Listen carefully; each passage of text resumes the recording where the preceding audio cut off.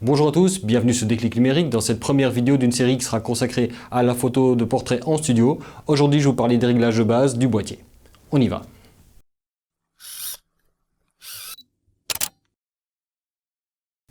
Alors avant de commencer et de passer au réglage, un petit mot d'abord sur le but de cette série de vidéos, puisqu'ici le but ne sera pas de vous expliquer tout tel que ça doit être, c'est plutôt de vous permettre d'apprendre avec moi. C'est-à-dire que j'ai déjà un petit peu d'expérience dans la photo studio pour le portrait, mais ce n'est pas non plus le domaine dans lequel j'ai plus d'expérience. Ça reste le domaine que je préfère, mais j'ai encore énormément de choses à apprendre, et tant qu'à faire, je me dis que autant que vous appreniez en même temps que moi.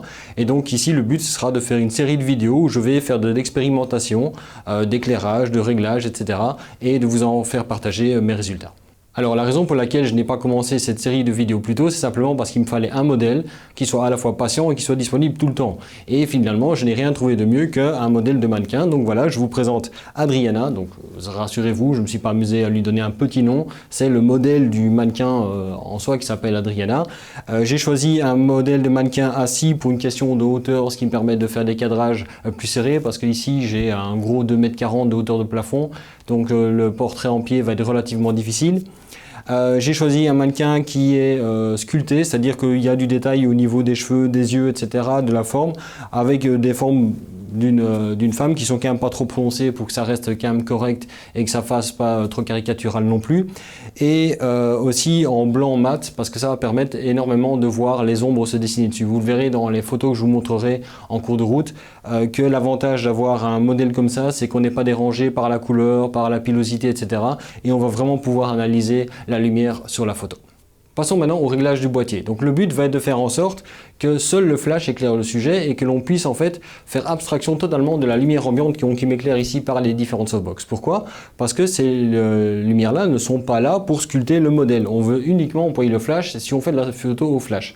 Si maintenant vous voulez mixer lumière ambiante et flash, c'est un autre problème. Ici, on va uniquement se concentrer sur la photo au flash. Pour l'instant, mon appareil est réglé à f2.8, 1/60e de seconde et ISO 100, et je vais simplement prendre une photo pour voir ce que ça donne. Donc je vais m'assurer que la mise au point est bien faite. Je vérifie, elle est bien sur l'œil, je déclenche. Et vous voyez que là, j'ai bien la lumière ambiante que tu disais. Donc ces deux softbox, ils m'éclairent à moi, éclairent également le sujet. Et donc vous avez une exposition qui est faite là. Donc pour ça, je vais devoir faire en sorte que cette lumière, même si elle est présente, ne soit pas captée par le capteur de l'appareil. Donc je peux jouer pour ça sur deux facteurs, le temps d'exposition ou l'ouverture. Je vais commencer par essayer de voir ce qui se passe avec le temps d'exposition. Donc ici, j'étais à 1/60e de seconde. Je vais aller jusqu'à un 5/100e de seconde en me disant que ça va bien obscurcir la photo. Donc je prends ma photo, je teste. C'est fort sombre, c'est pas suffisant. Donc je vais aller franchement plus loin. Je vais aller jusqu'à un 2/1000 de seconde. Et voilà, un 2/1000 de seconde, f2.8, ISO 100. Ma photo est totalement noire. Donc maintenant, ça veut dire que si j'éclaire ou flash, normalement, seul le flash devrait apparaître dedans. Donc, on va faire l'expérience. Je vais allumer mon déclencheur de flash ici. Mon flash est plus ou moins réglé. Il n'est pas à la bonne puissance, mais c'est pas grave. On va quand même voir si ça marche ou pas. En tout cas, il devrait donner suffisamment de lumière pour être visible. Donc, je suis à f2.8, 1/2000 de seconde. Je déclenche. Et ma photo est totalement noire. Alors, qu'est-ce qui s'est passé ici? En fait, mon flash a bien éclairé la scène. Le problème, c'est que mon appareil n'a pas eu le temps de capter cette lumière. Ce qui se passe, c'est que le capteur de l'appareil est derrière un rideau. Ce rideau est en deux parties. Quand vous prenez une photo, vous avez la première partie qui monte. Une fois que le temps d'exposition est passé, vous avez le deuxième qui revient refermer derrière. Quand vous travaillez au-delà d'une certaine vitesse, ce qui se passe, c'est que le premier rideau commence à monter et le deuxième suit derrière et va obturer le capteur. Quand vous êtes à un 2/1000 de seconde, en fait, le temps d'exposition de chaque partie du capteur est vraiment très courte. Du coup, en fait, le flash a juste tapé à un moment où le rideau était quasiment fermé et ne montrait rien sur la photo. Le paramètre qui détermine cette limite où on va pouvoir aller avec l'obturateur et le flash s'appelle la vitesse de synchroflash. En fait, c'est la vitesse au-delà de laquelle votre flash ne va plus pouvoir éclairer le capteur complètement. Généralement, sur un plein format, vous allez être sur un 1/160e de seconde à un 200e de seconde. Sur un APS-C, vous allez plutôt être entre un 200e de seconde et un 250e de seconde. Si vous ne savez pas quelle est la vitesse de synchroflash de votre appareil, c'est pas compliqué. Mettez simplement un 160e de seconde et ça marchera quoi qu'il arrive. Parce que là, tous les appareils travaillent au moins à cette vitesse-là. Alors ici, le 5D Mark III, c'est un 160e de seconde. Donc je vais le régler à un 160e de seconde. Le problème, c'est qu'à un 160e de seconde, je vais devoir voir ma lumière ambiante qui apparaît. Donc je vais rééteindre mon déclencheur et je vais faire un test. Voilà. Et vous voyez que même si j'ai pu assombrir la photo, j'ai quand même encore de la lumière ambiante qui passe. Donc je vais pouvoir jouer en fait sur mon ouverture pour limiter la lumière qui rentre. Donc ici, je sais que les réglages que j'avais fait, si je descends à F11, je devrais avoir une photo totalement noire. Donc ici, je suis donc à 1 160e de seconde, F11 ISO 100, je déclenche. Et j'ai bien une photo complètement noire. Donc ça va être mon point de base. Ça veut dire qu'ici, finalement, dans les circonstances dans lesquelles je suis, avec la lumière qui est déjà présente et le modèle, etc., je vais devoir shooter à un 160e de seconde, donc ma synchro flash. Je vais donc devoir être à F11, qui va me permettre de totalement annihiler la lumière ambiante. Et à ce moment-là, je vais devoir régler ensuite mon flash en conséquence pour pouvoir éclairer à F11. Donc si finalement mes choix créatifs sont assez limités en termes d'ouverture, bien sûr, si je ne tournais pas la vidéo, je baisserais la puissance des différentes lumières. Je pourrais la diviser au moins par 10 ou par 20, simplement en éteignant certaines des lumières, et du coup, j'aurais plus de jeu. Mais ici, c'est malheureusement pas possible, sinon vous ne me verriez pas dans la vidéo. Donc maintenant, il ne me reste plus qu'à prendre la photo au flash pour voir si tout fonctionne comme prévu.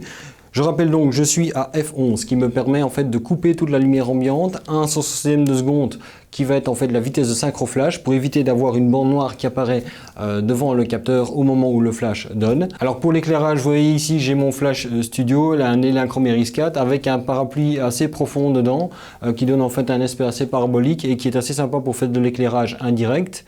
Le réglage dessus, je vous parlerai de ça plus tard. En tout cas, il est réglé pour avoir la bonne exposition pour l'instant. Je vais maintenant prendre ma photo de test. Je vérifie que mon cadrage est toujours bon et que ma mise au point est bonne. Je déclenche.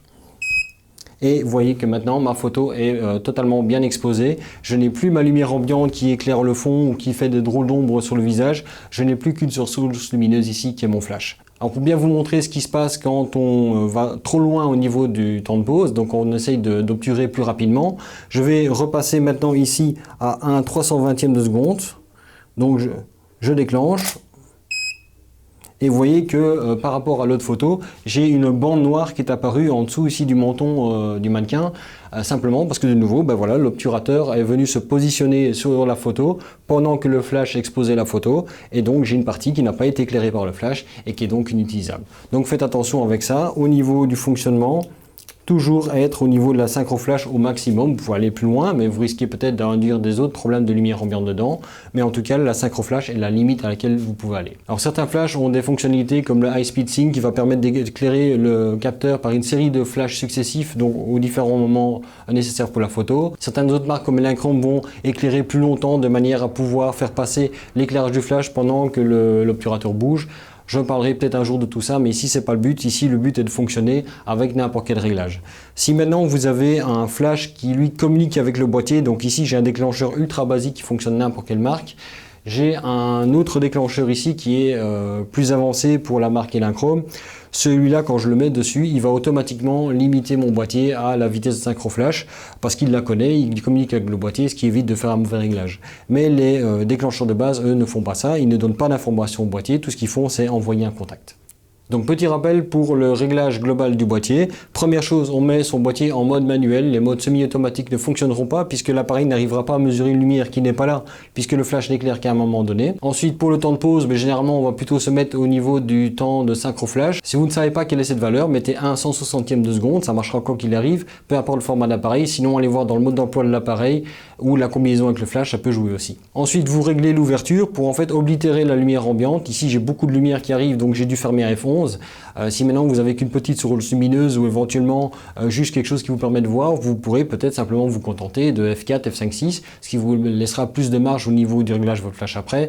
Moi ici je suis dans les conditions de vidéo, donc j'ai dû fermer à F11. Vous faites une photo de test, votre photo doit être totalement noire. Ensuite, quand vous avez ça, il ne vous reste plus qu'à régler le flash à la bonne puissance pour éclairer le sujet et le tour est joué. Voilà donc pour cette première vidéo de photo studio, il fallait bien commencer par les bases et les réglages du boîtier. Ça veut dire qu'à partir de là, pour les prochaines vidéos, je ne parlerai plus de ce principe de base qui est d'oblitérer la lumière ambiante. Je me concentrerai uniquement sur la façon de régler le flash, la position de la lumière, etc. Les différents aspects de la photo qui deviennent le côté créatif. Comme d'habitude, si cette vidéo vous a plu, likez-la, commentez-la, partagez-la, dites-moi ce que vous en avez pensé. N'oubliez pas qu'il y a la page Facebook de Déclic Numérique, mais également le compte Twitter de Déclic Numérique et mon compte Instagram sur lequel je partage mes photos. Vous retrouvez les liens de tout ça à la fois dans la description de la vidéo mais aussi dans la bannière de la chaîne. Et sinon moi je vous dis à la semaine prochaine pour une nouvelle vidéo sur Déclic Numérique.